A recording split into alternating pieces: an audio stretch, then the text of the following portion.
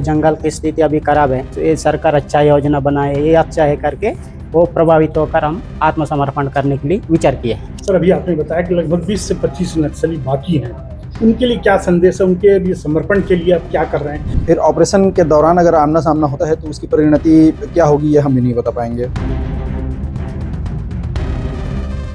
Sir, Gariaband में ऐसा कौन कौन से हार्डकोर नक्सली है जो मारे गए हैं, जिन्होंने गरियाबंद को पनाह गाह बनाया है? आज एक बार फिर से एक नई तस्वीर सामने आई है। अब तक जो लगभग 32 नक्सली समर्पण किए थे, आज एक और के रूप में 2 नक्सलियों ने आत्मसमर्पण किया है।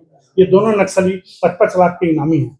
महत्वपूर्ण बात यह है कि नक्सलियों के आत्मसमर्पण की घटना लगातार बढ़ रही है। इससे यह सिद्ध होता है कि नक्सलियों में अब टूट की कगार पर है, कमजोर होते जा रहे हैं और शासन के पर आकर के आत्मसमर्पण कर रहे हैं। आइए हम इस विषय को लेकर के गरियाबंद के एडिशनल एसपी धीरेन्द्र पटेल जी से बात करते हैं। क्या दोनों एरिया कमेटी सदस्य हैं, तो एरिया कमेटी सदस्य के ऊपर में शासन ने 5 लाख रुपए का इनाम घोषित किया हुआ है। 5-5 लाख रुपए के इनामी हैं। एक एसडीके एरिया कमेटी के सदस्य हैं संतोष, और दूसरी जो नंदे है वो सीनापल्ली एरिया कमेटी की सदस्य है। दोनों के ऊपर 5-5 लाख रुपए का इनाम है। और ये महत्वपूर्ण इसलिए है कि इस क्षेत्र में इन लोग बहुत लंबे समय से हैं। वो संतोष 1 दशक से भी अधिक समय हो गया उसको, 2011 से सक्रिय है वो, और नंदे 2011 में भर्ती हुई थी। 2014-15 के आसपास में वो यहाँ आई थी, तो लगभग 1 दशक के आसपास उसको भी होने को है। इस तरह से सीनियर कैडर हैं इस क्षेत्र के, तो उनका सरेंडर करना बहुत महत्वपूर्ण है। सर, अभी आपने बताया कि लगभग 20 से 25 नक्सली बाकी हैं, उनके लिए क्या संदेश है, उनके लिए समर्पण के लिए आप क्या कर रहे हैं, या फिर उनके खात्मा के लिए क्या कर रहे हैं? क्योंकि गृह मंत्री जी ने एक टारगेट दे दिया है आपको। हम तो चाह ही रहे हैं, हमने पहले भी मैसेज बहुत विभिन्न जितने भी संभव माध्यम हैं उनके माध्यम से हम पहुंचा रहे हैं उनको। हम चाहते ही हैं कि वो जीवित हमारे तक पहुंचे। अब अगर हथियार लेके वो जंगल में घूमते रहेंगे, विलंब करेंगे, तो हम ऑपरेशन भी हमारे लगातार चल रहे हैं। फिर ऑपरेशन के दौरान अगर आमना सामना होता है तो उसकी परिणति क्या होगी ये हम भी नहीं बता पाएंगे। तो इसलिए बेहतर है कि सकुशल वो वापस आएँ, जल्दी निर्णय करें। और अगर उन्हें किसी भी प्रकार की समस्या आ रही है तो मैंने आपके साथ जो नंबर शेयर किया है, उस नंबर पे संपर्क करें। अपने पुराने साथियों के नंबर जो शेयर किए हैं हमने, गांव में छोड़ रखा है। किसी भी ग्रामीण से, किसी भी जनप्रतिनिधि से, किसी भी मीडिया के बंधु से, किसी से भी संपर्क कर लें। उनको सकुशल यहाँ तक पहुँचाने की जिम्मेदारी हमारी है। सर, अब तक कितने नक्सली समर्पण कर चुके हैं और कितने मुठभेड़ में मारे गए हैं? 28 की संख्या है गरियाबंद जिले में जो मुठभेड़ में मारे गए हैं, और 30 से अधिक का समर्पण हो चुका है, जिसमें से 20 ने गरियाबंद जिले में ही समर्पण किया है, और अन्य ने अपने जो निवास के जिले हैं उन जिलों में जाके समर्पण किया है और अपने घर में बढ़िया अच्छा जीवन यापन कर रहे हैं वो। सर, गरियाबंद में ऐसा कौन कौन से हार्डकोर नक्सली है जो मारे गए हैं, जिन्होंने गरियाबंद को पनाह गाह बनाया हुआ है? इसमें जनवरी माह में सबसे पहले तो चलपति और उनके साथ हमें गुड्डू जयराम उर्फ गुड्डू एसजेडसी मेंबर थे, और एसजेडसी मेंबर सत्यम गावड़े। ये 3 के साथ में 16 लगभग नक्सली मारे गए थे। उसमें एसजेडसी मेंबर, डीवीसी मेंबर, एसीएम, इस रैंक के नक्सली शामिल थे।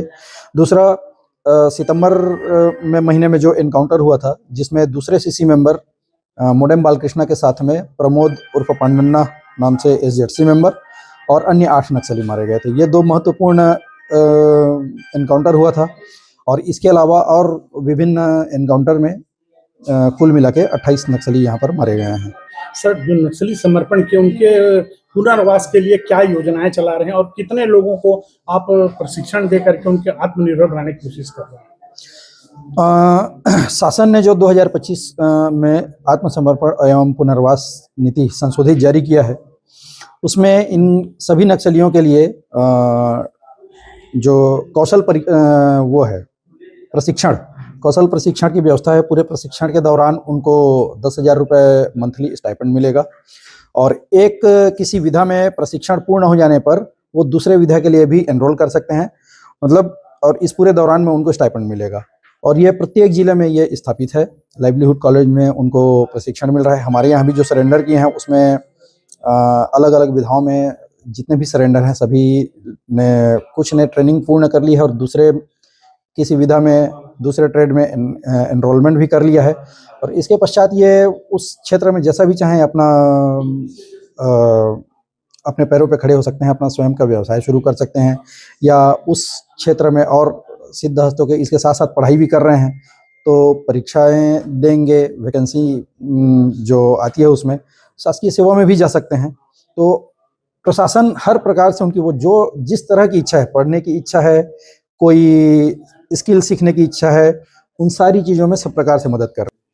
चलिए ठीक है सर, फिर भी मैं आपको ये कहूँगा कि आप लोगों ने बहुत अच्छा काम किया है निश्चित रूप से, और एक इतने सारे लोगों को आत्मसमर्पण कर रहे हैं और अभी प्रयास में है भी आप लोग। एक तरह से पुलिस को और जो जवान है अर्धसैनिक, उन सभी बधाई के पात्र हैं। जंगल की स्थिति अभी खराब है और जनता की स्थिति भी खराब है। अभी जनता कुछ मदद नहीं कर रहे हैं पार्टी को, और पहले जैसा संगठन की स्थिति नहीं है, अभी पूरा बेकार हो गया।